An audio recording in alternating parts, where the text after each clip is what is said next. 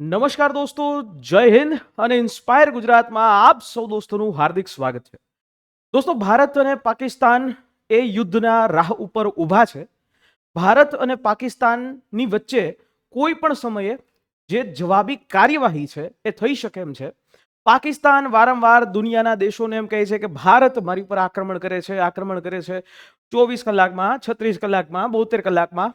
પણ એવામાં બાંગ્લાદેશ તરફથી એક એવું સ્ટેટમેન્ટ એ જાહેર કરે છે અને બાંગ્લાદેશ તરફથી એક એવી અપડેટ આવે છે કે જે ભારત અને પાકિસ્તાન આ બંને માટે જાણવી ખૂબ જરૂરી છે. ભારતે તો ખાસ જાણવી જરૂરી છે કારણ કે બાંગ્લાદેશ જે આપણે બનાવ્યું છે, જે ભારતે બનાવ્યું છે, એ જ આજે ઊભું થઈ અને ભારતને સામે આંખ દેખાડે છે. ભારતને સામે કહે છે કે જો તમે પાકિસ્તાન ઉપર હુમલો કર્યો, જો તમે પીઓકે લીધું, તો અમે તમારી પાસેથી નોર્થ ઈસ્ટ લઈ લેશું. સમગ્ર બાબત જાણીએ શું છે, કઈ રીતે છે આખી ઘટનાક્રમ એને સમજીએ. તો વાતની શરૂઆત થાય છે કે જે અત્યારે હાલની ભારત અને પાકિસ્તાન વચ્ચેની આ ટેન્શન છે અને યુદ્ધ જેવી પરિસ્થિતિ છે, પાકિસ્તાન પણ ડરે છે ને એટલા માટે દુનિયાની અંદર સામે જઈને કહે છે કે ભાઈ અમને બચાવો, અમને બચાવો. પાકિસ્તાને યુએસ તરફથી પણ ધીમે ધીમે સમર્થન મળી રહ્યું છે. યુએસ જે છે એ પણ ભારતને સમજાવી રહ્યું છે કે ભાઈ તમે યુદ્ધ ન કરતા. પણ એવામાં બાંગ્લાદેશ છે એ કહે છે કે if India attacks Pakistan, Bangladesh will, જો ભારત જે છે એ પાકિસ્તાન ઉપર અટેક કરે તો બાંગ્લાદેશ છે એ નોર્થ ઈસ્ટ એટલે કે ઉત્તર પૂર્વ ભારત જે 7 સિસ્ટર છે, બાંગ્લાદેશે ઈ લઈ લેવાનું થશે. હવે આ આપણો બનાવેલો છોકરો જે 1971 પહેલા અસ્તિત્વમાં પણ નહોતો, 1971 પહેલા આ છોકરાનો જન્મ પણ નહોતો થયો, અને આજે આ છોકરો મોટો થઈ અને બાપને જ ધમકાવે છે.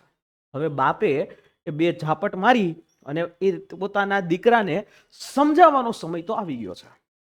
જ્યારે ભારત આઝાદ થયું ત્યારે આ લોકો પૂર્વીય પાકિસ્તાન તરીકે ઓળખાતા હતા અને એવા સમયે જ્યારે ચૂંટણીની વાત આવતી હતી ત્યારે 40 લાખ બાંગ્લાદેશી મુસલમાનો છે, બંગાળી મુસલમાનો, એની હત્યા કરી નખાવવામાં આવે છે.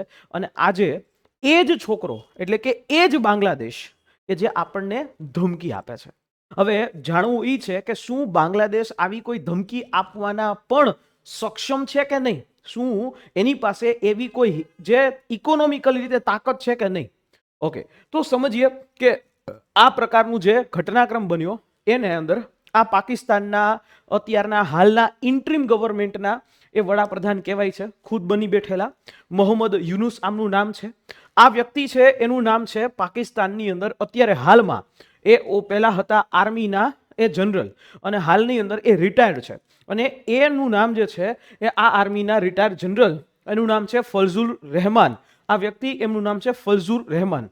આ મીડિયાની અંદર આવી અને એક એવું સ્ટેટમેન્ટ આપે છે કે જ્યારે ભારત પાકિસ્તાન તરફી જે છે હુમલો કરી રહ્યું હોય ત્યારે ભારત એ બાજુ જે છે એ બાજુ એ વ્યસ્ત હોય, યુદ્ધ કરવામાં વ્યસ્ત હોય, ત્યારે આ સાઈડથી બાંગ્લાદેશે એ 7 સિસ્ટર્સ છે એ લઈ લેવું જોઈએ. હવે પહેલી જ વાત કે અહીંયા હું શબ્દ બોલીશ કે શું બાંગ્લાદેશ પાસે એવી ઓકાત છે કે એ 7 સિસ્ટર લઈ શકે છે? સમજો, પહેલી વસ્તુ કે ભારતની સાથે સૌથી લાંબી સરહદ ધરાવતું હોય, ઓલમોસ્ટ 4000 કિલોમીટરની લાંબી સરહદ ધરાવતું હોય એવું આ બાંગ્લાદેશ. અને અહીંયા આખો એક પ્રશ્ન ઊભો છે ચિકન નેકનો. એ ચિકન એટલે કે જે ચિકનની જે છે એ ગળા જેવું છે એટલા માટે ચિકન નેક કહેવાય. બીજી વાત, અહીંયાથી એક જ રસ્તો છે કે જેનાથી ભારત અને નોર્થ ઈસ્ટ આ 7 સિસ્ટર્સ આખું કનેક્ટ થાય છે. અને બાંગ્લાદેશ જે છે, હવે એ બાંગ્લાદેશ કે જ્યારે અત્યારે એની અંદર કોઈ ગવર્મેન્ટ જેવી વસ્તુ નથી, ઇન્ટ્રીમ ગવર્મેન્ટથી ચાલે છે. શેખ હસીના, નો ડાઉટ શેખ હસીના અને ભારતના રિલેશન ખૂબ સારા હતા, એટલે જ શેખ હસીના સીધા બાંગ્લાદેશમાંથી ઉડી અને શેખ હસીનાને થોડા સમય માટે ભારતમાં આશ્રય પણ આપવામાં આવ્યો હતો. પરંતુ આજ શેખ હસીનાના બાપા એટલે કે આજ શેખ હસીનાના પિતા એટલે કે શેખ મુજીબુર રહેમાન કે જે બાંગ્લાદેશના પિતા કહેવામાં આવે છે, આજે એ જ બાંગ્લાદેશ છે એના ફેસ ઉપર, એના મોઢા ઉપર જોડા મારે છે. એટલે આ પ્રકારની ઘટના બને છે. પણ હવે આ લોકો છે એ આઉટ ઓફ જે છે પાગલ જે થઈ ગયા છે અને આઉટ ઓફ કંટ્રોલ છે. હવે આ ભાગ જે છે એને જોઈએ છે. ઓકે, હવે આ કઈ રીતે કહેવામાં આવ્યું? તો કે આ વ્યક્તિ છે એ બરાબર છે, રહેમાન, એમણે આ મીડિયામાં સ્ટેટમેન્ટ આપ્યું. બીજી વસ્તુ, આની પહેલા પણ આ શેખ આ જે છે એ મોહમ્મદ યુનુસ, જે અત્યારે હાલમાં પાકિસ્તાનના એ વ્યક્તિ છે, સોરી, એ હાલમાં બાંગ્લાદેશના એ પીએમ છે, ઇન્ટરિમ પીએમ છે, એ ચાઇના જાય છે અને ચાઇનાની અંદર જિનપિંગને કહે છે કે તમારે ભારતની પાસે જે અરુણાચલ પ્રદેશ અને નોર્થ ઈસ્ટ ઉપર તમારે કબજો જમાવવો જોઈએ, તમારે ચિકન નેક જે છે એના ઉપર કબજો જમાવવો જોઈએ. એટલે એક તો તમારી પાસે ખાવાના ખીચડીના નથી અને તમે ચાઇનાને કહો છો, ચાઇનાને ઉકસાવો છો કે તમે અહીંયા ચિકન નેક લઈ લ્યો, જેથી ભારતનું નોર્થ ઈસ્ટ છે ને એ હાવ કપાઈ જશે ને તમે જે કરો એ ચાલશે. બરાબર. આ શેખ હસીના છે, આ શેખ હસીના કે જેનો સંબંધ ભારત સાથે જ હતો, શેખ હસીનાના સમયની અંદર ભારતની ઉપર કોઈ પણ પ્રકારનું આવું સ્ટેટમેન્ટ નથી આવ્યું. આ એ સાબિતી આપે છે કે જો લોકશાહી કે જો એક સરકાર મજબૂત સરકાર ન હોય તો દેશ એ કઈ રીતે જાય. હાલની અંદર જે ઘટના બની રહી છે, હિન્દુઓને બાંગ્લાદેશની અંદર મારવામાં આવી રહ્યા છે, હિન્દુઓની સરેઆમ હત્યા કરી દેવામાં આવી છે, હિન્દુઓના જે ઘરના લોકો, એમની વાઈફ, એમના રેપ કરવામાં આવે છે અને એ રીતે રેપ કરવામાં આવે છે કે જેથી કરીને ત્યારબાદ એમના જાનથી મારી નાખવામાં આવે છે, બાળકોને પણ મારી નાખવામાં આવે છે. આવી સિચ્યુએશન છે. આ સિચ્યુએશન જે આ શેખ હસીનાના ગયા બાદ થઈ. પણ આપણે આ વસ્તુ સમજ્યું કે પાકિસ્તાન જ્યારે એ પૂર્વીય પાકિસ્તાન હતું ત્યારે ઇન્દિરા ગાંધીએ જ આ બાંગ્લાદેશ બનાવ્યું હતું 1971માં. આપણું જ બનાવેલું આ બાંગ્લાદેશ આજે આપણને જ એ સામે એ કહે છે. પણ અહીંયા મને આ વાત યાદ આવે છે જનરલ બિપિન રાવતની. હાલની અંદર તો એ નથી રહ્યા આ પૃથ્વી ઉપર, પણ જનરલ બિપિન રાવતે એક વાત ખાસ કીધી હતી કે ભારતે 3 ફ્રન્ટથી યુદ્ધ લડતા શીખવું જોઈએ. 3 ફ્રન્ટ એટલે ક્યારે? કે જ્યારે પાકિસ્તાન સાથે યુદ્ધ થાય ત્યારે ચાઇના સાથે પણ યુદ્ધ થાય, કારણ કે પાકિસ્તાનને હંમેશા સપોર્ટ ચાઇના કરતું આવ્યું છે અને એની સાથે સાથે એ બીજા કોઈ પણ દેશની સાથે પણ, એટલે કે એકી સાથે 3 ફ્રન્ટ ઉપર 3 બાજુથી યુદ્ધ લડતા એ શીખવું જોઈએ. અને એટલે જ બાંગ્લાદેશ છે એની ઉપર વાત કરી. બરાબર. જનરલ બિપિન રાવતે બહુ જ સારા એના પોતાના પુસ્તકોની અંદર અને ઘણી જગ્યાએ જે છે આ વાતો કરી. પણ હવે આપણને ખ્યાલ છે કે આ બાંગ્લાદેશ છે કે જેના લોકોને રોજગારી ભારત આપે છે. આ દિલ્હીની અંદર 5000થી વધારે બાંગ્લાદેશીઓ પકડાયા છે. અમદાવાદની અંદર ચંડોળા તળાવની અંદર ઘણા બધા બાંગ્લાદેશીઓ જેલા 40 વર્ષથી અહીંયા રહેતા હતા અને એને રોજગારી ભારતમાં મળતી હતી, તેમ છતાં એ સેફ છે, હજી સુધી એ સેફ છે.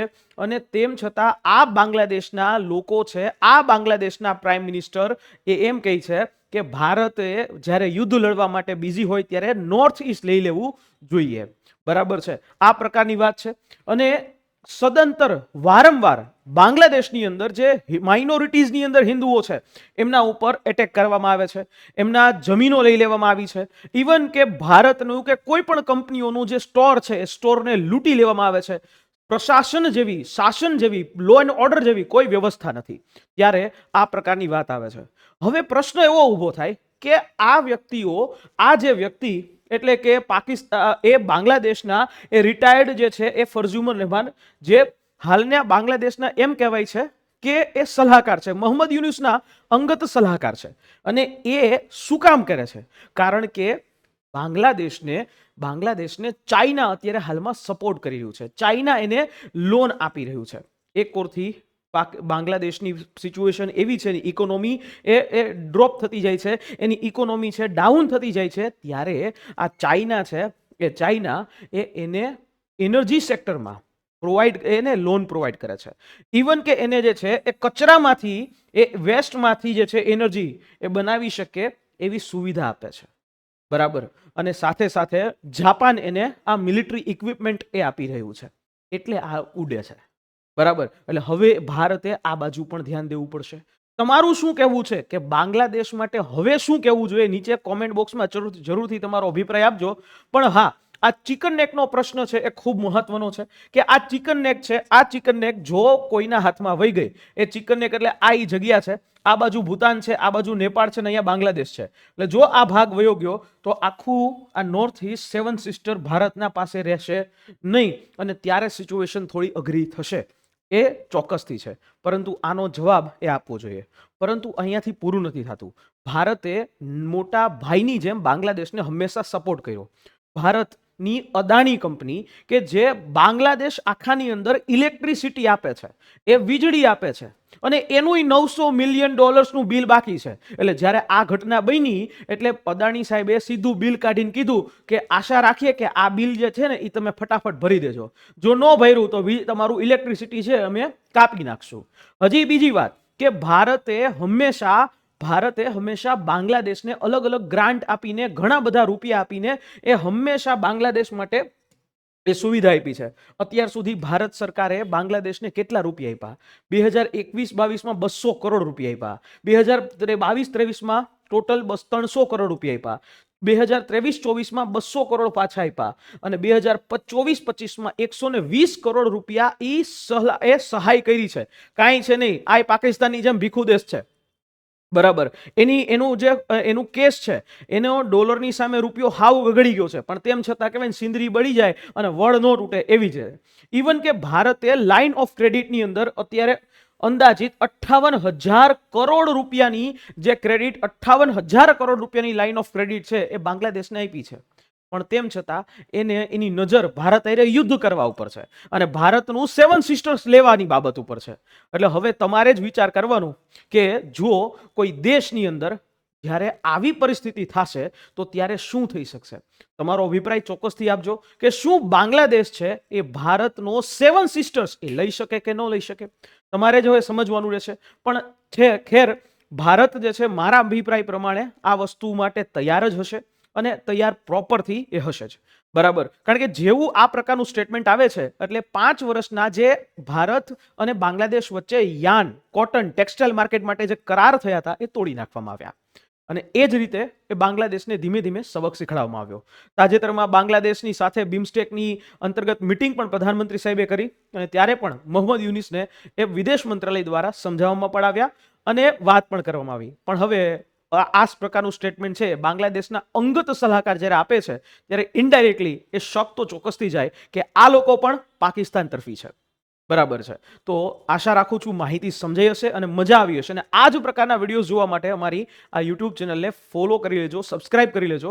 અને હા, તમે મારી સાથે જોડાઈ શકો છો એ ટ્વિટર ઉપર ધવલ મારું 8 જે છે અમારું યુઝર નેમ છે, ત્યાંથી જોડાઈ શકો છો. મળીએ નેક્સ્ટ સેશનમાં. જય હિન્દ, જય ભારત.